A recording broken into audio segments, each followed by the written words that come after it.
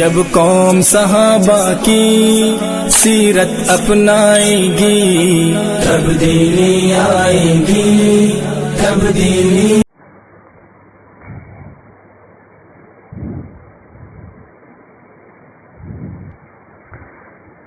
إن الحمد لله نحمده ونستعينه ونستغفره ونعوذ بالله من شرور أنفسنا ومن سيئات أعمالنا من يهده الله فلا مضل له ومن يضلل فلا هادي له وأشهد أن لا إله إلا الله وأشهد أن محمدا عبده ورسوله. أما بعد فإن خير الحديث كتاب الله وخير الهدي هدي محمد صلى الله عليه وسلم وشر الأمور محدثاتها وكل محدثة بدعة وكل بدعة ضلالة وكل ضلالة في النار. يا أيها الذين آمنوا اتقوا الله حق تقاته ولا تموتن إلا وأنتم مسلمون. يا أيها الناس اتقوا ربكم الذي خلقكم من نفس واحدة وخلق منها زوجها وبث منهما رجالا كثيرا ونساء واتقوا الله الذي تساءلون به والأرحام إن الله كان عليكم رقيبا. يا أيها الذين آمنوا اتقوا الله وقولوا قولا سديدا يصلح لكم أعمالكم ويغفر لكم ذنوبكم ومن يطع الله ورسوله فقد فاز فوزا عظيما. يقول الله تبارك وتعالى في كتابه العزيز: أعوذ بالله من الشيطان الرجيم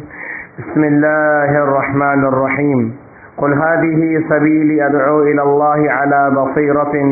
أنا ومن اتبعني وسبحان الله وما أنا من المشركين. وقال جل في علاه: ولتجدن أشد الناس عداوة للذين آمنوا اليهود والذين أشركوا. وقال الله سبحانه وتعالى: إن الذين كفروا من أهل الكتاب والمشركين في نار جهنم خالدين فيها أولئك هم شر البرية. وقال نبينا وحبيبنا صلى الله عليه وسلم: إن من أمن الناس علي في صحبته وماله أبو بكر. رواہ البخاری فی کتاب فضائل اصحاب النبی صلی اللہ علیہ وسلم. تمام طرح کی تعریف، حمد و ثنا، عظمت اور کبریائی حقیقی معنوں میں اللہ تبارک و تعالیٰ کے لیے لائق ہے، جس نے انسان کو پیدا فرمایا، اسے بولنا سکھایا اور اس کی رشد و ہدایت کے لیے انبیاء علیہ الصلاۃ والسلام کو مبعوث فرمایا. بالخصوص جناب محمد رسول اللہ صلی اللہ علیہ وسلم کو تا قیامت تمام انسانوں کے لیے، بلکہ انسانوں اور جناتوں دونوں ہی کے لیے اللہ تبارک و تعالیٰ نے خاتم النبیین بنا کر کے بھیجا. درود و سلام ہو تمام انبیاء علیہ الصلاۃ والسلام پر، بالخصوص پیارے نبی جناب محمد رسول اللہ صلی اللہ علیہ وسلم پر. اللہ تبارک و تعالیٰ کی بے شمار رحمت نازل ہوں پیارے حبیب صلی اللہ علیہ وسلم کی پاکیزہ آل و اولاد پر اور آپ کے جانثار اصحاب کرام پر، اور اللہ تبارک و تعالیٰ کی مدد اپنے وعدے کے مطابق ان لوگوں کے ساتھ رہے جنہوں نے احسان کے ساتھ جناب محمد رسول اللہ صلی اللہ علیہ وسلم کے لائے ہوئے دین کی اتباع اور پیروی آپ کے اصحاب کے منہج کے مطابق کی. اللہ تبارک و تعالیٰ سے دعا ہے: اللہم ارنا الحق حقا وارزقنا اتباعہ. اے اللہ، جو راستہ حق کا راستہ ہے تو اسے ہمیں حق دکھا اور اس کی اتباع کی ہمیں توفیق دے. آمین. اللہم ارنا الباطل باطلا وارزقنا اجتنابہ. اے اللہ، جو راستہ باطل ہے تو اسے ہمیں باطل دکھا اور اس سے اجتناب کی ہمیں توفیق دے. اللہم آمین. سورۃ المائدہ میں اللہ تبارک و تعالیٰ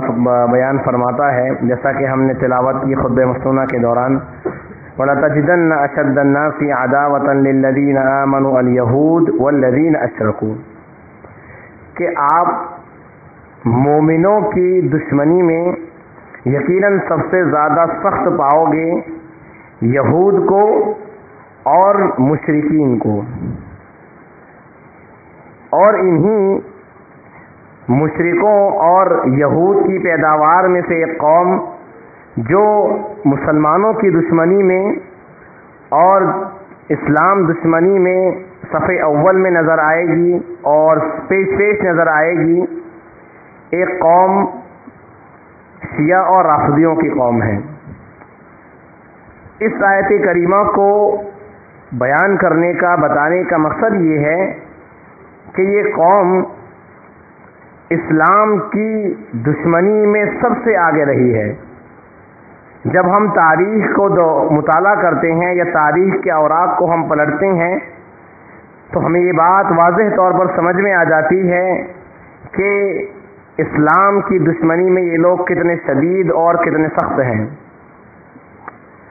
میرے عزیزوں، گزشتہ خطبات یا جمعات میں اللہ تبارک و تعالیٰ کے متعلق شیعوں کے عقائد، اللہ کے رسول علیہ الصلوۃ والسلام کے متعلق ان کی گستاخیاں،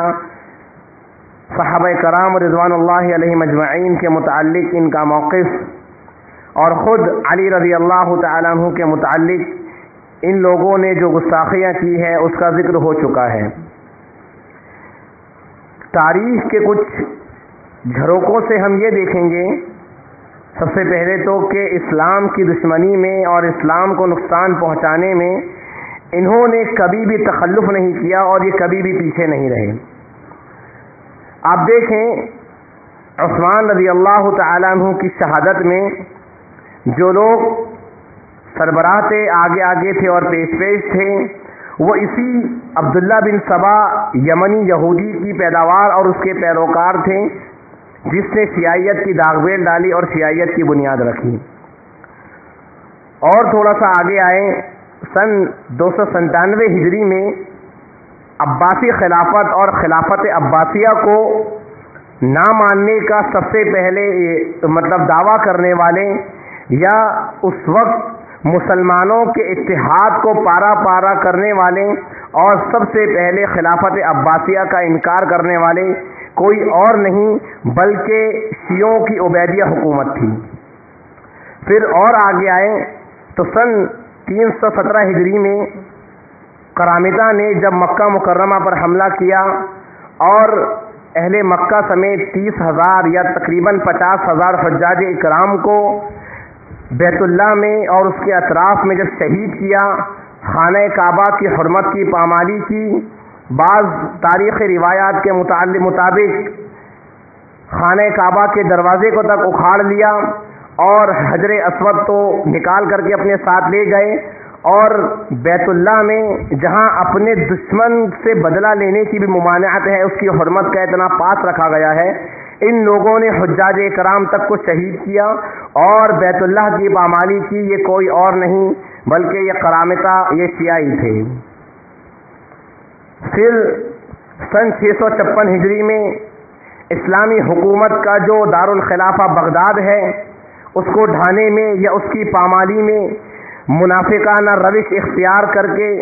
بغداد کے سقوط میں اہم کردار ادا کرنے والے کوئی اور نہیں بلکہ دو معروف شیعہ مرید الدین ابن علقمی اور نصر الدین الطوسی تھے۔ اور آگے آئیں تو یورپ میں اسلامی خلافت کو اور اسلامی حکومت کو روکنے والے کوئی اور نہیں بلکہ شیعوں کی صفوی حکومت تھی۔ سن 1757 میں شیر ہند ٹیپو سلطان کے ساتھ غداری کرنے والے سراج الدولہ کے ساتھ مل کر ٹیپو سلطان کے ساتھ دھوکہ داری اور دغا بازی کرنے والے کوئی اور نہیں بلکہ میر قاسم اور میر صادق، یہ شیعی تھے۔ اور بہت سارے واقعات ہیں، بہت ساری تفصیلیں ہیں، لیکن ان چند واقعات کو رکھنے کا مطلب، بیان کرنے کا مطلب یہ ہے کہ اسلامی خلافت ہو یا اسلامی حکومت ہو یا مسلمان ہو، ہر ناحیے سے نقصان پہنچانے میں یہ قوم ہمیشہ سے صف اول میں رہی ہے۔ پھر ایران جو کہ ایک شیعی ملک ہے، کٹر شیعی ملک ہے، وہاں پر سنیوں کی مساجد بنانے میں پابندی ہے۔ اس کے علاوہ دیگر مذاہب کی عبادت گاہوں کی تعمیر کرنے اور اس کو بنانے میں کوئی پابندی نہیں ہے۔ وہاں ایک جو مسجد سنیوں کی آخری مسجد بچی تھی تہران میں، ایران کی راجدھانی میں، وہ بھی सन 2015 کے اندر شہید کر دی گئی۔ حال میں یمن کے اندر جو آگ لگی ہوئی ہے اور یمن جو ایک حالت جنگ کے اندر ہے اور جو ماحول اور فساد وہاں برپا ہے، اس کے پیچھے بھی یہ حوثی یمنی شیعہ کار فرما ہے۔ خلاصۃ القول یہ ہے کہ اسلام کے ابتدائی دور سے لے کر آج تک کے اگر آپ دیکھیں کچھ سال پہلے جو دوران حج جو واقعہ پیش آیا اپنے جس کے اندر حجاج اکرام پھر سے شہید ہوئے، بہت ساری بھگدڑ مچی مینا میں، اس کے پیچھے بھی جب تحقیقات سامنے آئی تو واضح طور پہ پتہ چلا کہ یہ کوئی اور نہیں بلکہ شیعہ تھے۔ خلاصۃ القول بتانے کا مقصود یہ ہے کہ جب یہ قوم اسلام کی ابتدائی سے اور ان کے وجود کی ابتدائی سے اسلام کی دشمن رہی ہے اور اسلام کو نقصان پہنچانے ہی کے لیے ان کا وجود ہوا ہے، تو یہ قوم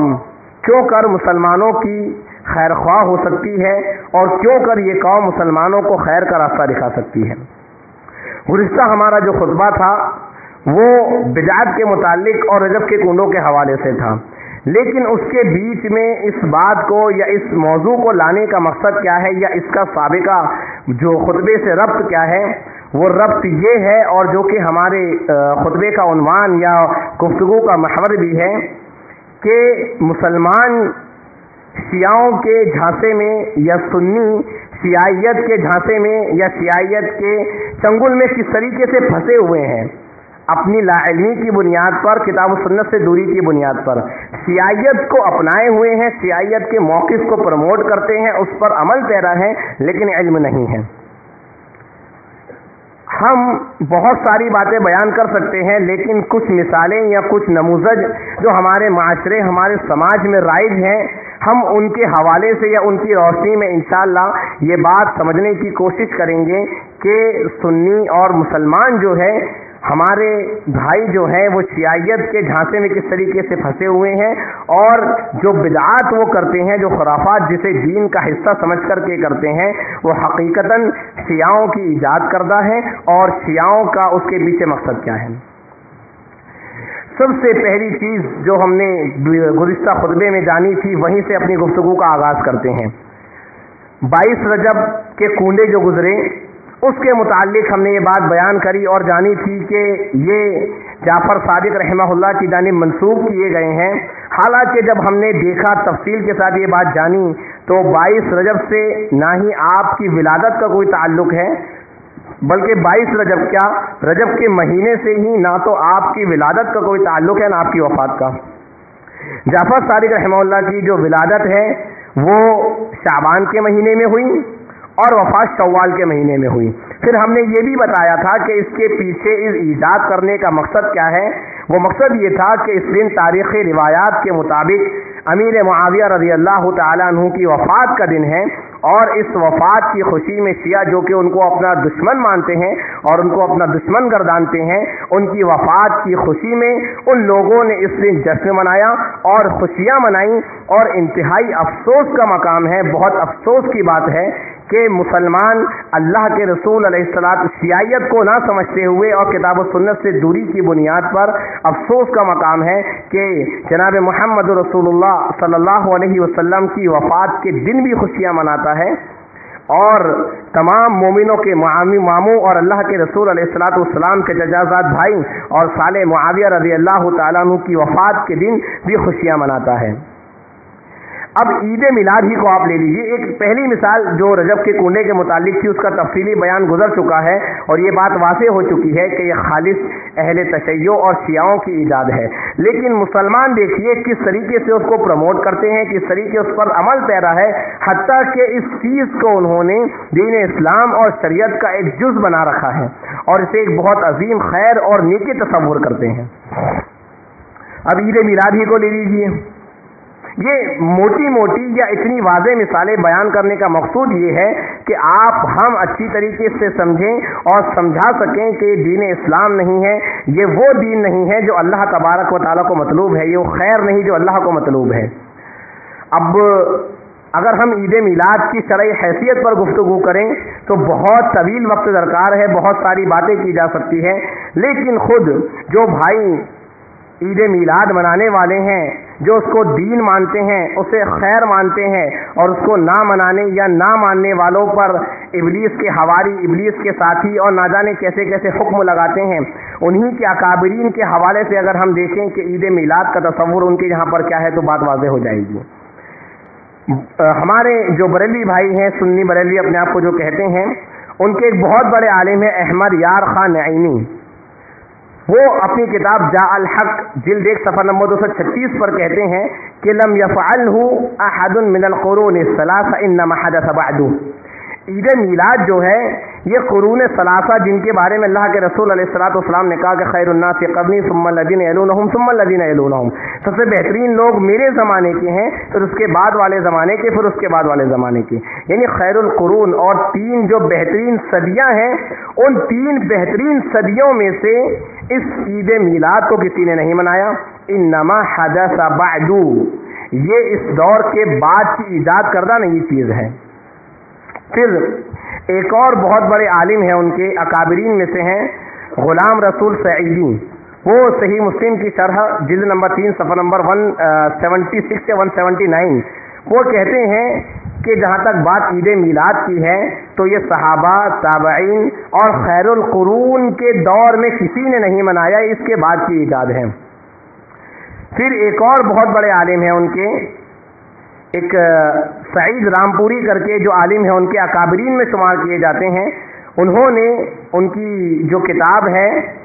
امداد استغاثیہ کر کے، اس طریقے سے ان کی کتاب ہے، والعلم عند اللہ، میں کتاب کا نام بھول رہا ہوں، لیکن انہوں نے اس کے اندر یہ بات کی صراحت کی ہے کہ عید میلاد 12 ربیع الاول کے دن سرور منانا، جشن منانا، یہ اس دور میں نہیں تھا جس دور کو اللہ کے رسول علیہ الصلوۃ والسلام نے بہترین دور قرار دیا۔ خلاصۃ القول بتانے کا مقصود یہ ہے کہ جو بھائی اس کو بہت بڑا دین کا حصہ مانتے ہیں، خود ان کے اکابرین اس کو یہ کہتے ہیں کہ یہ خیر القرون یا یہ بہترین چیز نہیں ہے، یہ بات کی نہیں ایجاد کردہ چیز ہے۔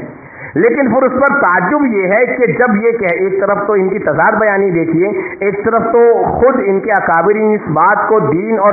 شریعت ماننے سے انکار کرتے ہیں، اسے بات کے ادوار کی ایجاد کہتے ہیں، لیکن دوسری طرف یہ کہتے ہیں کہ ہمارے پاس اس مسئلے میں کتاب و سنت کے دلائل موجود ہیں، جس کا جائزہ یا جس پہ تفصیلی گفتگو گزر چکی ہے۔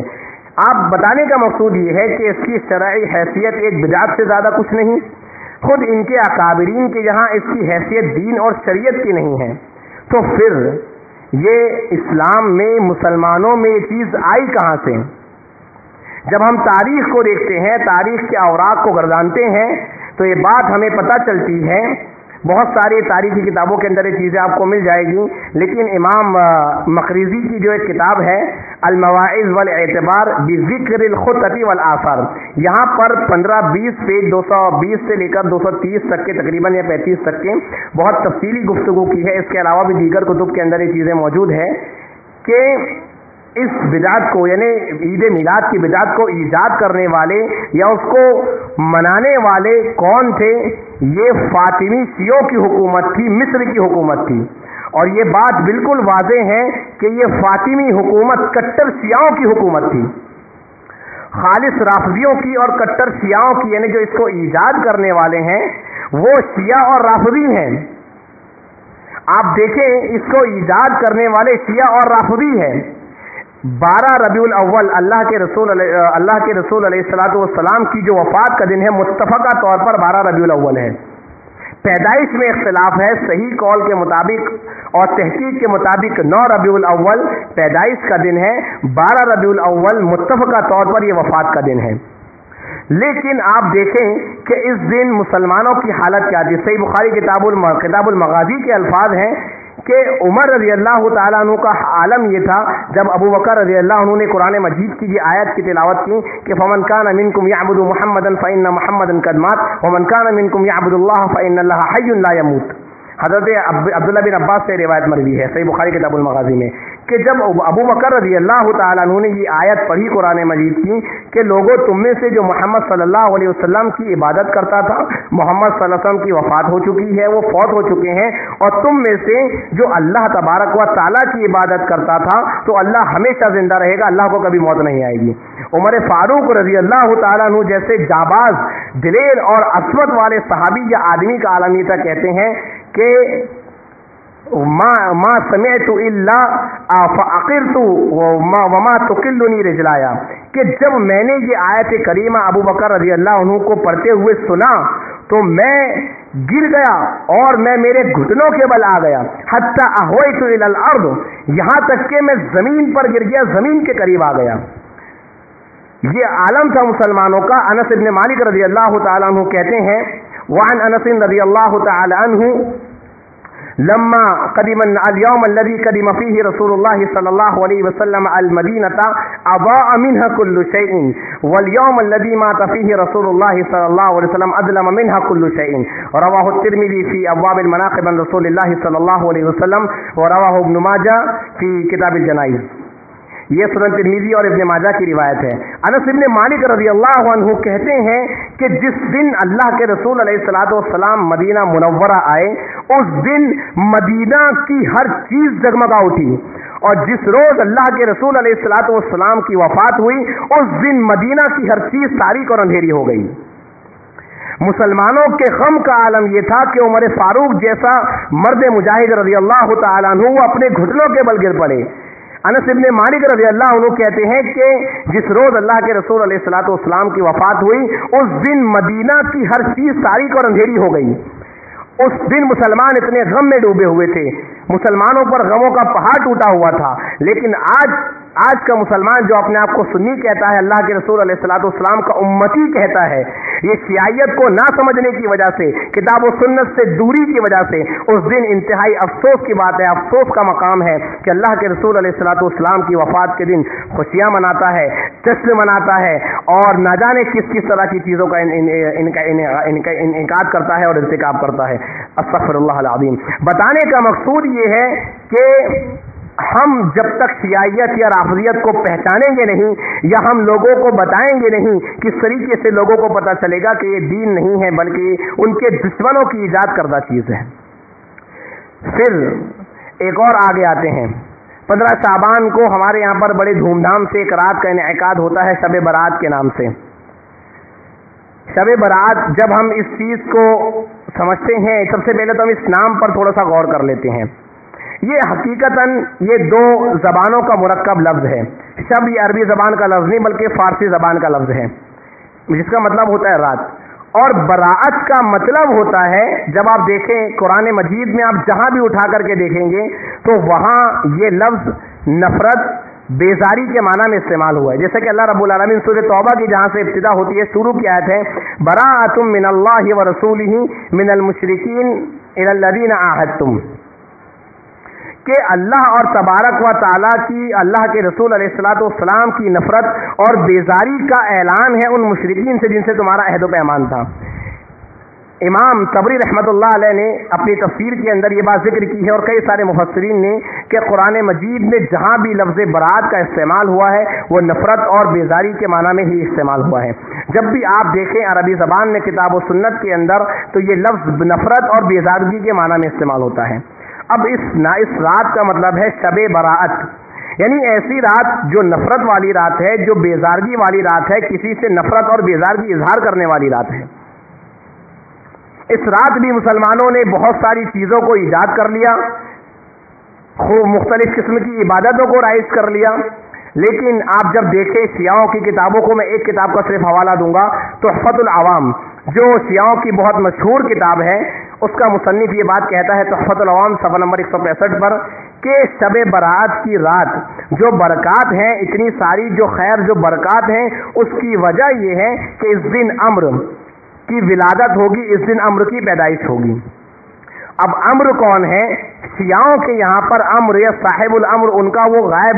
فرضی 12واں امام ہے جو ان کے حساب سے غار میں پوشیدہ ہے، جب جس کا ظہور ہوگا، جس کی ولادت ہوگی تو وہ آئے گا اور حکومت اس کی نافذ ہوگی۔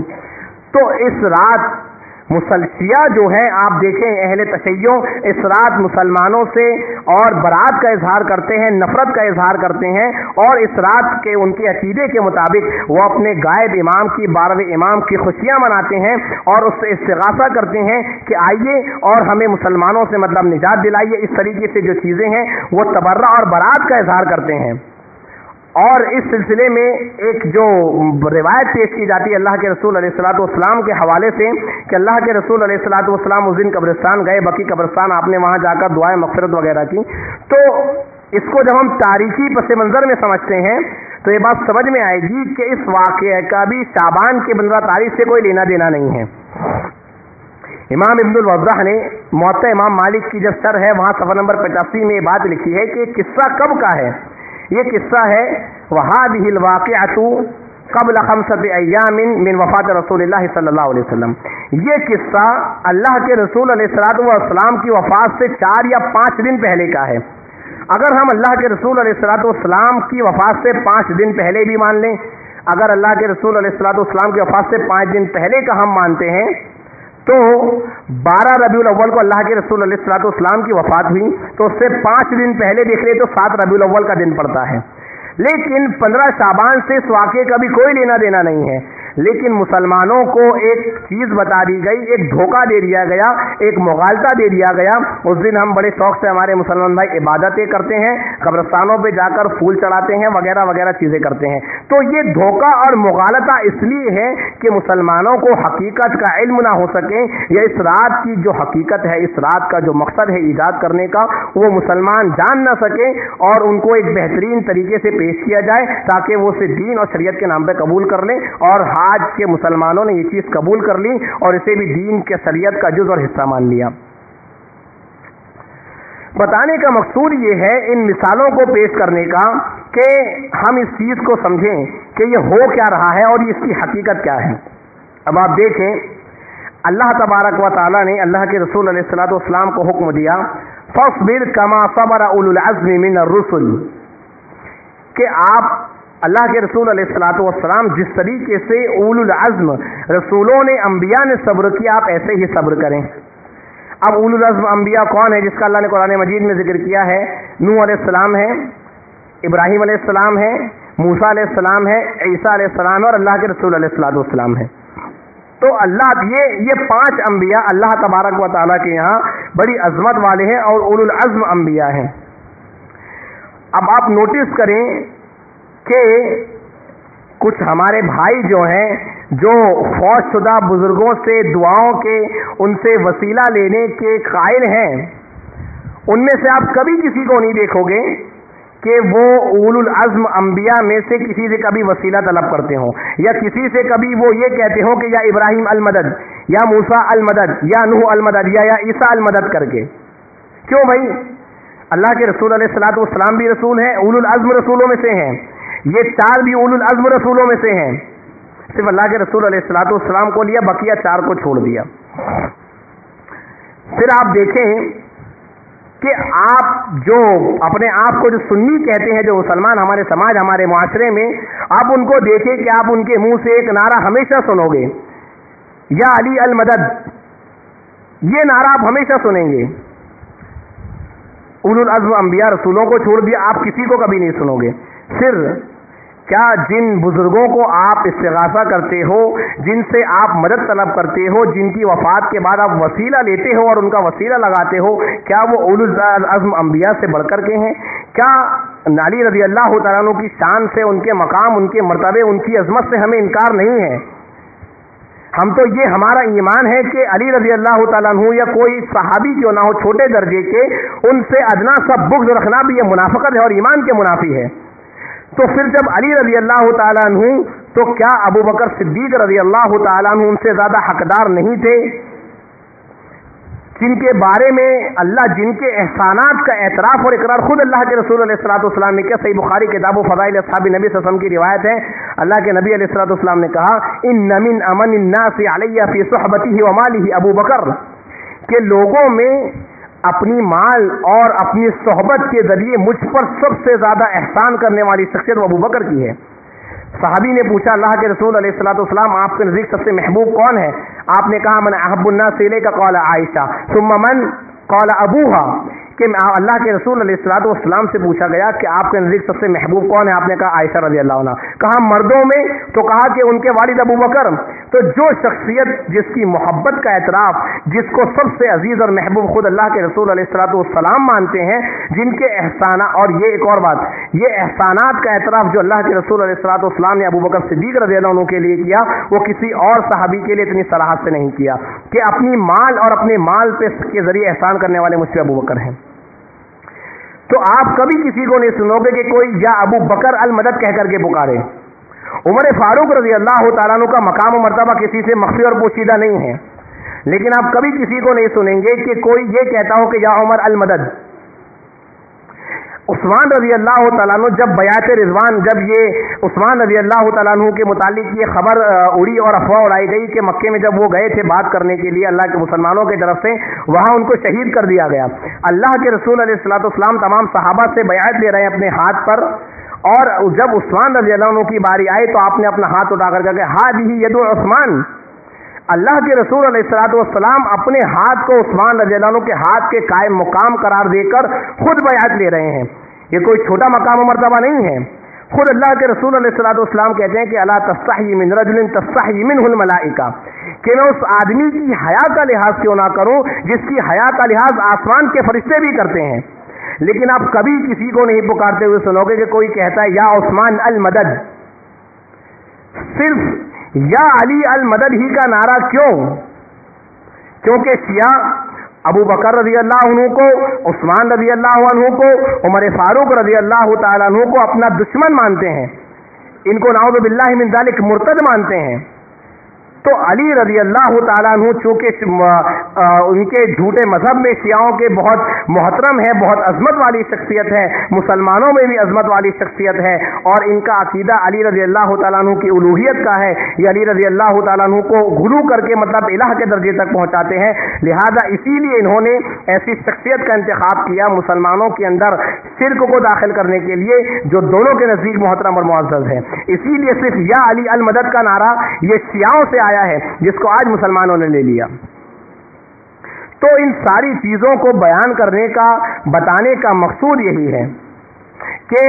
جو چیزیں یہ مسلمان آج کتاب و سنت سے دوری کی بنیاد پر اور مذموم تقلید آبا و اجداد سے جو دین چلا آ رہا ہے، جو طریقہ چلا آ رہا ہے، صرف اسی پر عمل پیرا اور اسی کو دین اور خیر ماننے کی وجہ سے، کتاب و سنت سے دوری کی وجہ سے، حقائق سے دوری کی وجہ سے آج جو چیزیں ان کے دشمنوں نے ان کے دین میں فساد اور بگاڑ پیدا کرنے کے لیے کی ہوئی تھیں، آج مسلمانوں نے اس کو بطور دین، بطور شریعت اور خیر کے طور پر اختیار کر لیا ہے اور لے لیا ہے۔ ان ساری باتوں کو یا ان کچھ مثالوں کو بیان کرنے کا مقصود، بتانے کا مقصود صرف یہی ہے کہ آج مسلمان لا علمی کی بنیاد پر کس طریقے سے شیعیت کے جھانسے میں الجھ چکا ہے، اور کس طریقے سے ان کے